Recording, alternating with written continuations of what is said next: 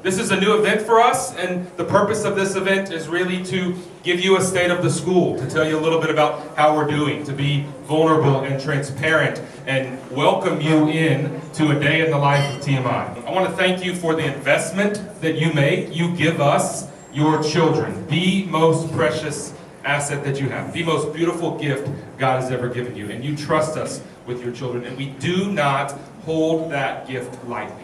And so I truly believe, having 2 sons at TMI and 3 children of my own, I truly believe that if my children are not with me, then I can't think of a better place for them to be than in the TMI community. And so thank you for trusting us again with that gift. As I said, you make investments in our community. You invest your time, you invest your talents, you invest your treasures, and you have other investments. And if you have financial investments, you get a statement that says how your investments are doing. And so what we want to do tonight is tell you about how your investments are doing. Tell us how the investment of your children are doing. This is your quarterly statement on your return on your investments. Okay? So I shared 3 objectives with the faculty and staff when I began in the beginning of this year. And if you haven't heard those objectives, you need to know those objectives. You need to know what it is that I come to work every day believing is the most important thing that I can bring to the TMI community. And the first objective is to build community. We are stronger together than we are as individuals. We belong to each other. Our theme this year is from the book of Romans. We belong to each other. The other 2 objectives as I bring, and you're going to hear these objectives throughout my remarks tonight, but the other 2 objectives are lead leaders. Now, who are the leaders on our campus? They are your students, but they are mainly our faculty. And so I see as a primary objective investing in and leading our administration and our faculty. And then finally, to define purpose, which you're going to hear me say more about that throughout the evening as well. Why do we do what we do every day? We have to be able to answer that question before we make decisions about how we're going to do that. And so we'll spend a lot of time this year, and you'll hear more about how we are already defining our purpose. So let me give you a little financial snapshot of life at TMI, our financial FYIs. You need to know that in the year 2016-2017 was the 13th straight year of a balanced budget. We're a not-for-profit organization. And so that's great news. That's thanks to Frank Goza and his team. 13 straight years of a balanced budget is wonderful. We have about $700,000 in our PRISM account, or what you might call a rainy day reserves. At the end of this year, if things go the way we plan for them to go, we'll have just north of $1 million in that account. Why is that significant? Because when the chillers went out a couple of years ago and cost us $500,000 to replace, we didn't have to go to the line of credit. We had the cash able to do that. And so at the end of this year, we'll have north of $1 million in our PRISM account, which is our rainy day reserves. Our school is virtually debt-free. We have a few Suburbans, we've got a few bus vehicle debt, but really no debt to speak of at all, virtually debt-free. And our endowment is $6.3 million, of which about $5 million is designated for scholarship. And so you know how endowments work. We don't touch the corpus of any of that. The board made a decision that 4% was the draw that we would take annually off of those endowments. So our endowment, about $6.3 million, generates $252,000 worth of income, which you'll see in a little while why that is so necessary. How do schools across the country, how do colleges keep tuition down? They have $100 million endowments that kick off way more than $252,000 a year. And so while our endowment is great, obviously one of our objectives, a board objective for sure, is to continue to grow that endowment. The larger the endowment, the more income we receive off of it, the easier it is to keep tuition and costs down. I want to show you how we honor your investment. So I want to make sure that you're very clear tonight. Again, transparency. Our tuition together totals 83% of our total income. And so tuition means $11.3 million in income. That is not the total cost of our budget. Our budget's $13.7 million last year. And so 83% of our income comes from your tuition and fees.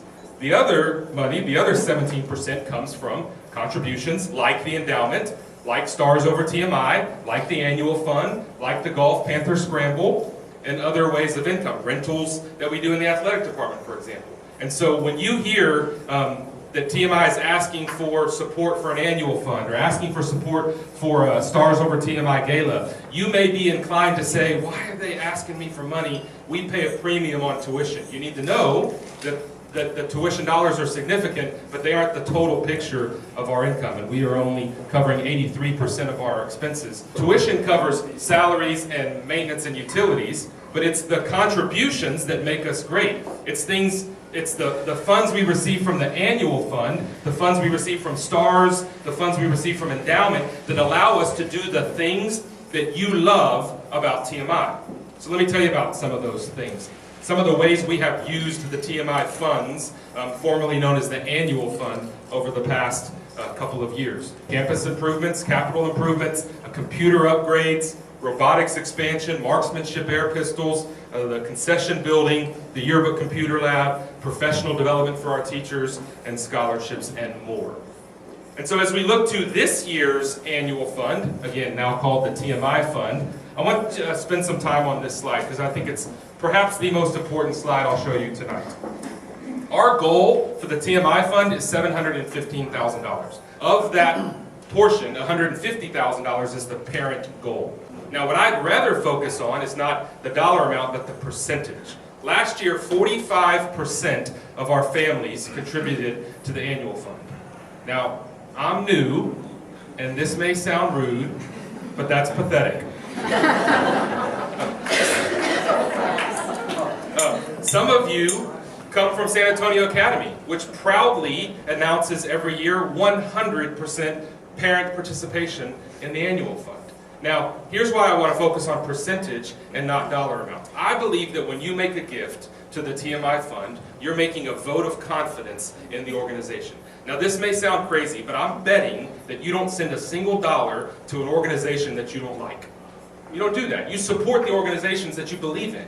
You support the organizations that you trust, that you have confidence in. And so when you make a contribution to the TMI fund, you're making a vote of confidence in the organization that is TMI.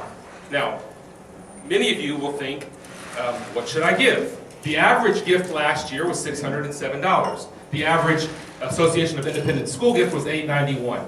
Now, here's the reality. Some of you in this room could write the check for the whole parent goal tonight. Some of you in the room are nervous about eliminating the K and making the donation. I honestly, now this is the preacher in me coming out, I don't care what you give. I would rather see that pie chart nearing 100 than focus on this goal, because this will take care of itself if families do their part. Nothing more, nothing less.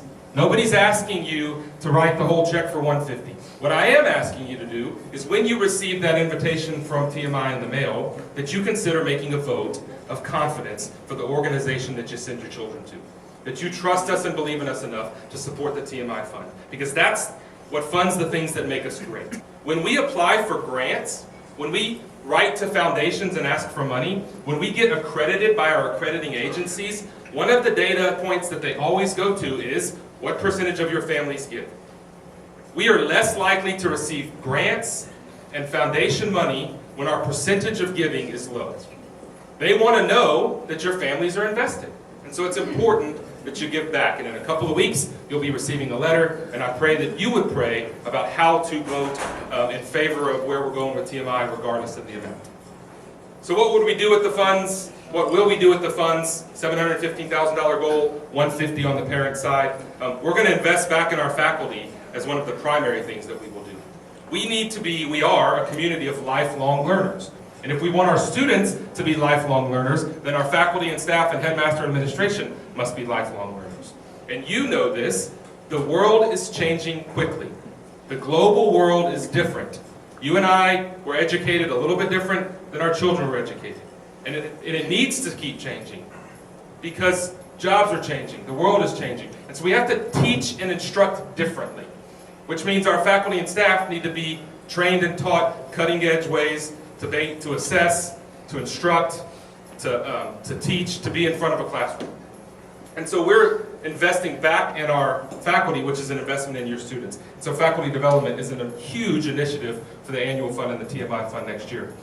We're bringing in Dr. Donnell Gregory in January, so you'll still be on your Christmas break. One day before your students come back, our faculty will gather with one of the leading curriculum mapping experts in the country. He's a member of the Association of Supervision and Curriculum Development, who will spend an entire day with our faculty, helping them be the best possible faculty they can be, so that your students can be the best lifelong learners they can be. On the admissions side, we have grown quite a bit since I was at TMI 10 years ago. In 2002, our enrollment was 323. Today, it's 469. That's pretty big. Now, how big is too big? You're asking a great question. Welcome to our conversation on the leadership and board level. We are in the process of having that conversation of what is our ideal size. Just because we can be bigger doesn't mean we should be bigger. But it doesn't mean we shouldn't be bigger. So what's our ideal size? On the upper school side, we don't have a ton of space for more students, but on the middle school side, we do. And what does that number look like? What's an ideal enrollment? We still have a below average student to teacher ratio, lower than independent school average, which is wonderful. 9 to 1. We say we got small class sizes, we do. 9 to 1 is a great teacher ratio. But I want you to know from me, as we look at admissions, that I am committed to socioeconomic diversity. I think being diverse makes us better. We have to be diverse.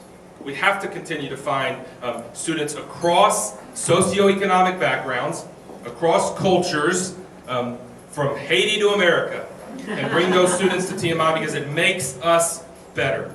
And if we're going to be a school that's available and open across socioeconomic lines, then we have to have endowed scholarships that can help meet those needs. Last year we gave $1.2 million away through financial aid, tuition remission, grants, merit scholarship, etc. So that's quite a bit of money, and we can do more. Now, speaking of tuition, I also recognize that many of you are looking at this slide wishing your children were born in 1992. In 1992, it was $5,500 for middle school and $6,700 for high school. The average increase for tuition over the past 25 years has been 5%. And you have received the brunt of that, and I recognize that. And we as a board also recognize that that path of 5% tuition increase per year is not sustainable. And so I'm thrilled to tell you the rate of tuition increase next year, starting with the middle school. How does 0% sound? And so from the middle school side, tuition will not go up $1 in middle school next year, which happens to be about a $1,200 savings for each middle school student that you have. I would be remiss not to mention the annual fund and the TMI fund at this point, as I just saved you $1,200, but nevertheless, I'll let you consider. And on the upper school side, 2%, which means a $486 increase per upper school student compared to 5%, which saves you $730 for every upper school student you have. So these are your tuition numbers for next year, and I'm thrilled and honored, thrilled with the board, their vision, their courage to be able to set this, and I'm announcing this tonight, so I think that deserves a round of applause. How many times have you found yourself in the community talking to a family saying, now, is that a military school? Is it an all-boys school still? Is it still in Alamo Heights? And so there's just always been great confusion. And so in the early 2000s, the board recognized that. And so did a DBA as TMI, the Episcopal School of Texas. Now, why the Episcopal School of Texas? That's not because we just think we're the best. It's because we are actually the oldest Episcopal school in the state of Texas and the oldest Episcopal school in the entire Southwest region. What we have realized over the last couple of months, and certainly over the last couple of years, is that that name still causes trouble. You have seen it in the paper, you have watched it on TV, you have read it as TMI Episcopal, Texas Military Institute Episcopal. You've seen a million different ways to mess up our name. And so at the recent board meeting, we adopted a new revised graphic manual, which will allow us to use the name TMI Episcopal from this point forward. This is not a name change. We are still legally Texas Military Institute, and that is our legal name. We will DBA as TMI Episcopal, which I believe strengthens our image and simplifies our name. So let me talk a little bit about athletics for a second. I'm so proud of our athletic program. Becky Geyer is here, our athletic director. We have state champions in a lot of different areas. Anna Ross just won state in cross country and just found out yesterday, I can say this, can I, Coach Geyer, that Anna Ross was named the San Antonio Express News Cross Country Athlete of the Year.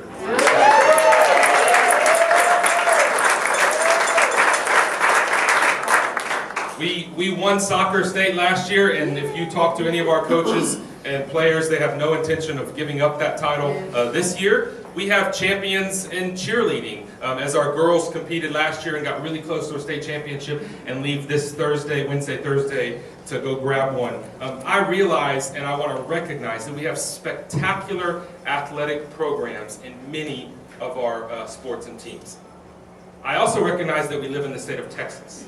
And in the state of Texas, football is king. So one of the things I'm excited about is that we will go to, starting next year, 6-man football in middle school. Our middle school team, I have a 6th grade son who tried to play middle school football this year, but couldn't play because they had 11 kids come out. It's hard to make a football team with 11 kids on the team when you only got 11.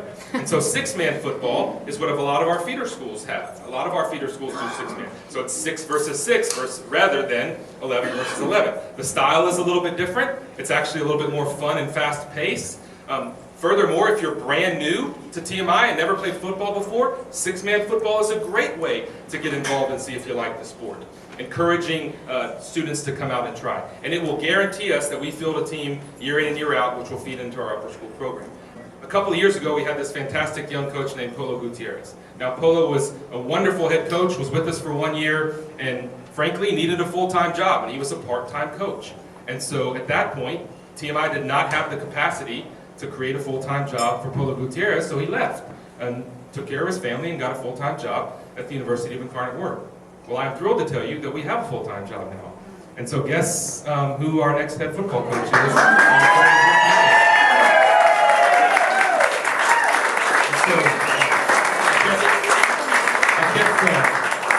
I kept hearing from the parents all year long, you know, if we could just get somebody like Polo, if we could just get somebody like Polo.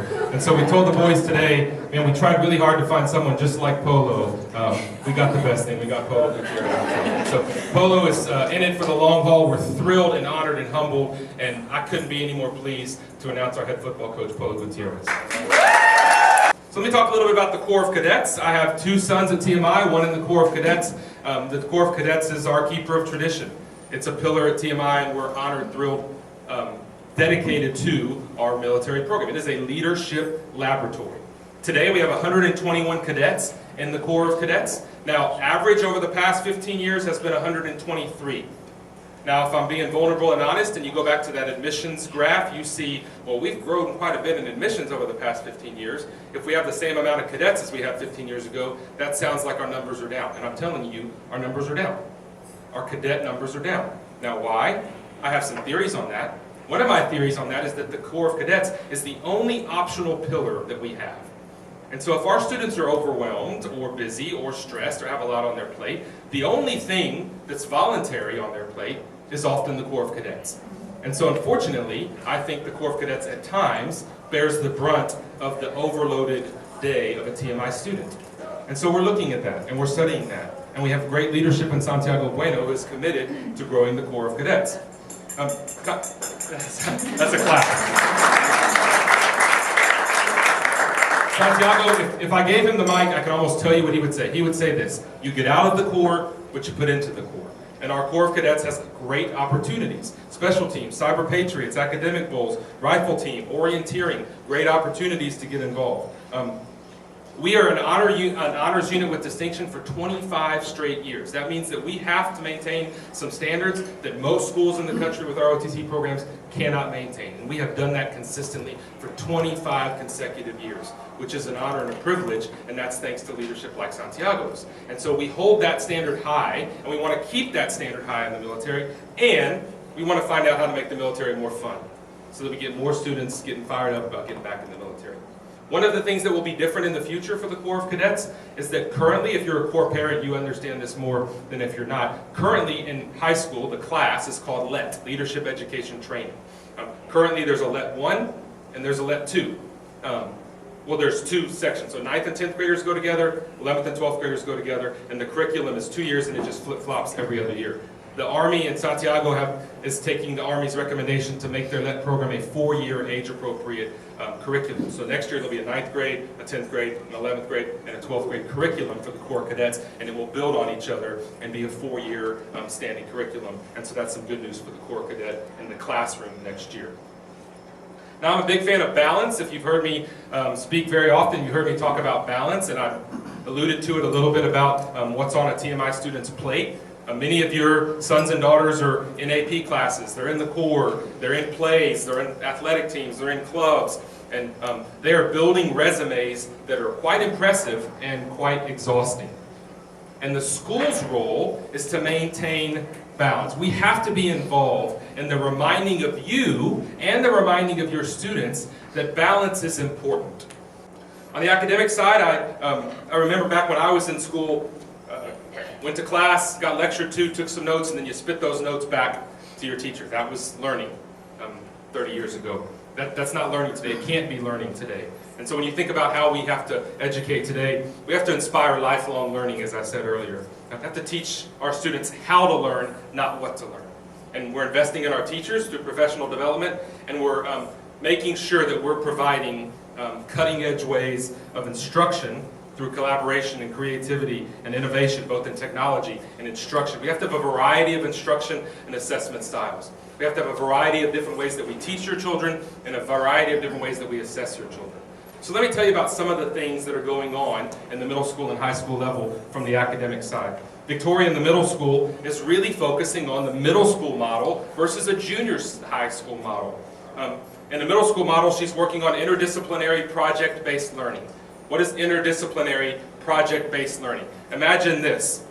Your 7th grade son is studying water. He comes home from school and he says, you say, what's going on in school? We're studying water. What do you mean we're studying water? Well, in science, we just did a lab on water. In history, we're studying the effects of water on societies. In English, we're writing a paper about water. And in religion, we're studying how water works in the scriptures and where it's shown up. That's interdisciplinary project-based learning. That's some of the exciting things that Victoria Banks and her middle school are working on. Why? Because great learning in middle school happens in groups. On the upper school side, Matt Blake and his team are not only revising the advisory program, and it's character development based, and it's based on leadership skills and a dedicated curriculum for the advisory. And one of the initiatives that Dr. Blake is looking at this year is a capstone project, a culminating project at the end of your child's senior year. Picture this. It's their senior year, and they've decided to take a course called the Capstone Project. So they spend their fall semester with their faculty advisor, and they choose that they're going to do a capstone project on civil engineering as a way of managing urban growth. Or they want to do a capstone project on sports and marketing. Or they want to do a capstone project on digital storytelling. And they spend an entire semester in that class researching, studying, interdisciplinary work that then results in the culmination of that in the fall and the spring semester with a project that is a capstone dissertation type work, a culminating event for a senior to do that would be in relationship with a faculty advisor, dictated by that student's interests, cross-discipline, wonderful, wonderful way of culminating the TMI experience. Let me put to rest a myth that you perhaps heard. You've heard over the years that we are on the verge of a capital campaign. A capital campaign is coming. You've probably heard it was going to be a STEM building. You've probably heard that we were going to expand to 600. You've heard all kinds of rumors about starting a capital campaign.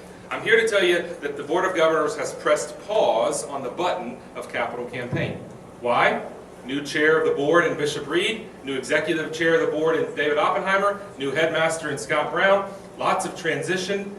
Rather than start building a building, let's talk about why we need to build a building, which leads to the development of a strategic planning ad hoc committee on the board level. Mike Oates, General Mike Oates, a board member and TMI alum, is chairing a strategic planning committee. You can't get more capable hands than a retired three-star general who did special ops and strategy for the Army, running a strategic plan for TMI. I remember when I told David Oppenheimer, I think you'd be really good at this, and David Oppenheimer said, Scott, he'd be really good at your job.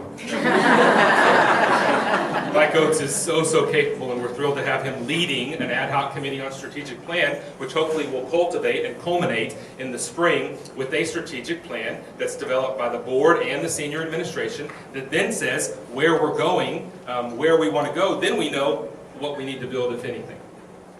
So over Thanksgiving, many of you had trips over Thanksgiving. I ran a 5K. Now when I say I ran a 5K, I didn't really run it. Now here's why I didn't run it.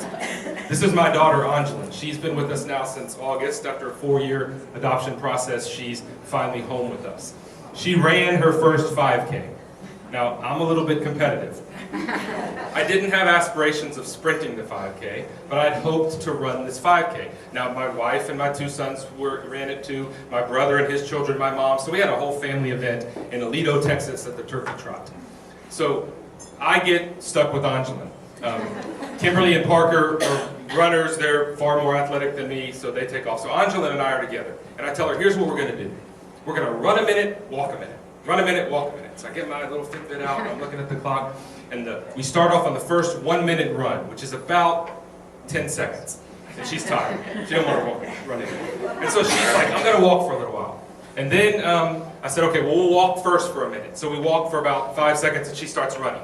And so literally it takes me about 3 minutes to realize this is going to really be her show, not my show. And so I proceed to walk, run at her leisure for the next 37 minutes. Along the way, it's going through neighborhoods, she's stopping, she's waving at people. Hello, happy Thanksgiving, hello everybody. She stops at the water table and hands out water for a little while. I mean, this girl is in no hurry to finish this thing or to run. So we finished this event, and actually, if I'm being brutally honest, this is where a Parent of the Year award escaped me. We turned for home, and I can see the finish line, and I'm so frustrated with her at this point, because I just wanted to develop some kind of consistency. And so, here's the reality of it. My stepsister is now ahead of us.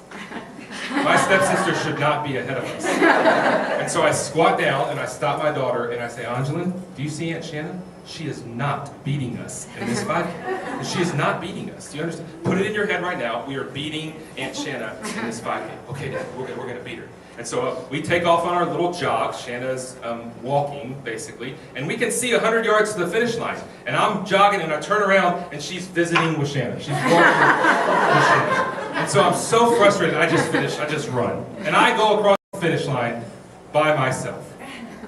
I turn around, and here's this face. She's like, hello. She's like on this break. Now, why do I tell you that story? We finish it, and you know what she says to me? Can we do it again? Can we run it again? It was the time of her life. It was like the best event she's ever been in. My daughter teaches me more about life than I could ever teach her. Here's the moral of that story. You don't invest in TMI and send your kids to TMI just to get them into college. The finish line is not the goal. There's a journey along the way. And we have to appreciate the gift of the journey. Help your children appreciate the gift of the journey, because it's going to go by this quick, and then they're going to be gone, and then they're going to be in that great college, and you're going to cry. Not because they're in great colleges, but because you miss them. So appreciate the journey more than the finish line. Now let me say this, using the race analogy. Some of your children are thoroughbreds. They can run and they will win anything they do. Some of your children want to be challenged. They want 12 AP courses. They want the heavy load. They want to be in the Corps and the president of this club. They want to be thoroughbreds and they want to run. And we should encourage them to run. But not every one of your kids is a thoroughbred. Some of them are happy on the journey. Some of them are happy waving and shaking hands and building relationships along the way. And we should help them develop their full potential as well. We should not be a school of professional test takers. We should be a community. We should be a community where every one of our children are encouraged to develop their full potential for them. The journey is more important than the finish line. So in closing, I just want to remind you that we belong to each other. I've said it all year. Whether we like it or not, we've stuck with each other. We're better together than we are apart. Your success is my success, and my success is your success. I can't be who I ought to be until you are who you ought to be. That's the way community works, and we belong to each other. We are 125 years old, the oldest Episcopal school in the Southwest. October of 2018 starts our 125th year. That's amazing. Yeah. Now it is our role as administration and leaders to make sure that we're even stronger in 125 years from now, that we're building something that lasts longer than anyone in this room could ever dream of lasting. I am excited about where we've been. I'm excited about where we are, but I am most excited about where we're going. I'd like to close tonight with a prayer. This is a prayer for schools. If you can see it, I thought it would be bigger font, and so I apologize. If you can see it, say it with me. If you need reading glasses, then just close your eyes and we'll pray it for you. Let us pray. O eternal God, bless all schools, colleges, and universities, especially TMI Episcopal, that they may be lively centers for sound learning, new discoveries, and the pursuit of wisdom. And grant that those who teach and those who learn may find you to be the source of all truth, through Jesus Christ our Lord. Amen. Thank you again for being here. Thank you for the investment of your children, of your time, of your talents, of your treasures. Go Panthers, and God bless TMI. Thank you very much.